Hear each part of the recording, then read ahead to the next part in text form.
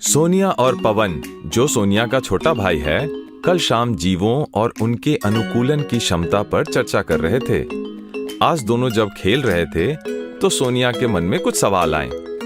उसने सोचा, क्यों न कल की चर्चा को मम्मी और पवन के साथ आगे बढ़ाया जाए। माँ, कल पवन और मैं बात कर रहे थे कि कैसे जीव अपने आसपास के वातावरण के अनुसार ढल जाते हैं। हमने इस प्रसंग में पौधों और जीवों पर चर्चा की थी, लेकिन अब मेरे मन में ये सवाल आया है कि पौधे एक ही जगह पर रहते हैं और हम जैसे जीव इधर उधर घूम पाते हैं। ऐसे ही कुछ निर्जीव वस्तुएं हैं जो कि एक जगह पर टिकी रहती हैं, पर कुछ ऐसे भी हैं जो गतिवान होते हैं, जैसे कि वायु और जल। हाँ, सही कहा। लेकिन तुम्हारा सवाल क्या है सोनिया? मैं सोच रही हूँ कि वो कौन कौन सी चीजें हैं जो सजीवों को निर्जीवों से अलग करती है। दिलचस्प सवाल है। कुछ चीजें तो आसानी से समझ आ जाने वाली हैं, जैसे जीव वृद्धि करते हैं। हम जन्म के समय कितने छोटे होते हैं और धीरे धीरे बढ़ते जाते हैं और वयस्क हो जाते हैं।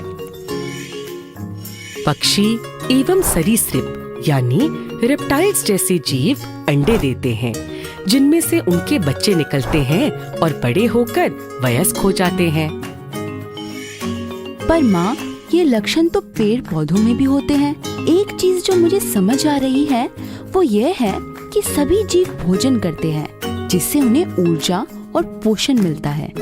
हाँ, तो पेड़ पौधे भी तो सजीव होते हैं। पेड़ पौधे तो भोजन का प्राथमिक स्रोत होते हैं, क्योंकि वो प्रकाश संश्लेषण की क्रिया से अपना भोजन स्वयं बनाते हैं।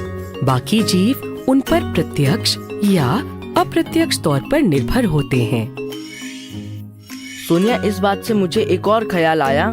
जो जीव भोजन ग्रहण करते हैं, उस भोजन में से कुछ हिस्सा जिसका शरीर उपयोग नहीं कर पाता, उसे जीव मलमूत्र के रूप में उत्सर्जित कर देते हैं। ऐसा सारे सजीव करते हैं। क्या? लेकिन मैंने पेड़ पौधों को मलमूत्र उत्सर्जित करते हुए तो कभी नहीं देखा। पेड़ पौधे अपने अपशिष्ट पदार्थ दूसरे तरीके से उत्सर्जित करते हैं। अपशिष्ट पदार्थ उनके कुछ भागों, जैसे कि उनकी छाल और पत्तियों में जमा हो जाते हैं। जब ये अपशिष्ट पदार्थ ज्यादा हो जाते हैं, तो पेड़ पौधे अपनी पत्तियां और छाल झाड़ देते हैं। अच्छा, इसका अर्थ है कि सभी जीव भोजन एवं उत्सर्जन दोनों करते हैं। सोनिया, कल हम पानी में सांस रोककर देख रहे थे ना। हम जीव सांस भी तो लेते हैं। अलग अलग जीवों के सांस लेने के तरीके अलग हो सकते हैं। हाँ, हमने जाना कि स्थलीय जीव नथुनों से और मछलियाँ गिल्स से तथा डॉल्फिन्स अपने सर के छिद्र से सांस लेती हैं। इसके अलावा कुछ जीव अपनी त्वचा से भी सांस लेते हैं, जैसे कि केंचुआ। और कुछ जीव जैसे मेंढक पानी और जमीन दोनों पर सांस ले सकते हैं। पानी में वो अपनी त्वचा से और जमीन पर अपने नथुनों से सांस लेते हैं। हाँ, और ये भी दिलचस्प बात है ना कि पेड़ पौधे दिन और रात में अलग अलग तरह से सांस लेते हैं। दिन में वह जब प्रकाश संश्लेषण करते हैं, तब ऑक्सीजन उत्पन्न होता है। वह अपनी जरूरत के ऑक्सीजन इस्तेमाल कर बाकी पर्यावरण में छोड़ देते हैं। जबकि सूर्य अस्त हो जाने के बाद प्रकाश संश्लेषण नहीं हो पाता, तो पेड़ पौधे ऑक्सीजन अंदर लेकर कार्बन डाइऑक्साइड बाहर छोड़ते हैं। ये सब काफी अद्भुत है ना। दुनिया में कितने प्रकार के अद्भुत जीव होते हैं और इनमें कितनी विविधताएं होती हैं। तुम सही कह रही हो, लेकिन इन विविधताओं के साथ साथ कई समानताएं भी होती हैं। जैसे जीव अपने वातावरण के अनुकूल ढल सकते हैं। वे भोजन एवं उत्सर्जन करते हैं, श्वसन करते हैं। कुछ जीव अपनी इच्छा अनुसार चल फिर भी सकते हैं। एक और महत्वपूर्ण कार्य है जो सभी जीव करते हैं। वो क्या? वो है प्रजनन। इसी से तो उनकी प्रजाति आगे बढ़ती है। कुछ जीव अंडे देते हैं और कुछ बच्चों को जन्म देते हैं।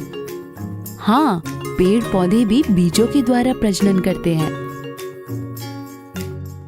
वैसे कई सारे पौधों की जड़ों और तनों में भी प्रजनन की क्षमता होती है, बस पेड़ पौधे गतिवान नहीं हो पाते हैं। गतिमान होना जीवों के अनेक गुणों में से एक है, पर सिर्फ गतिमान होने से कोई भी वस्तु सजीव नहीं हो जाती। उनमें बाकी गुण जैसे सांस लेना, प्रजनन आदि क्षमता होनी चाहिए। तभी वायु और जल भी गतिमान होकर भी निर्जीव है। क्या खूब समझ आया, धन्यवाद माँ। सचमुच हमारी दुनिया में वाकई बहुत विविधता है।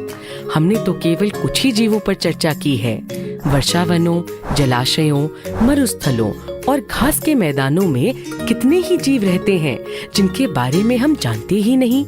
और कितने सारे सूक्ष्म जीव भी तो हैं जो हमारे आसपास की हवा, मिट्टी, भोजन, यहाँ तक कि हमारे शरीर में भी रहते हैं। हाँ, और अभी हमने जिन गुणों की चर्चा की है उनकी सहायता से हम समझ पाए हैं कि सजीव निर्जीवों से किस प्रकार भिन्न होते हैं। ये सब बहुत ही रोचक है। हमें इस बार की छुट्टियों में किसी ऐसी जगह घूमने चलना चाहिए जहाँ हम ढेर सारे अद्भुत जीवों को देख सके। इसलिए मैंने सोचा है कि इस बार गर्मी की छुट्टियों में घूमने के लिए केरल के वर्षावनों में जाएंगे।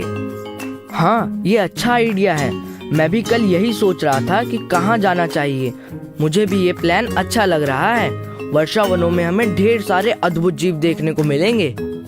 अरे वाह, फिर तो हर बार की तरह बड़ा मजा आएगा। हम सब पक्का केरल घूमने जाएंगे।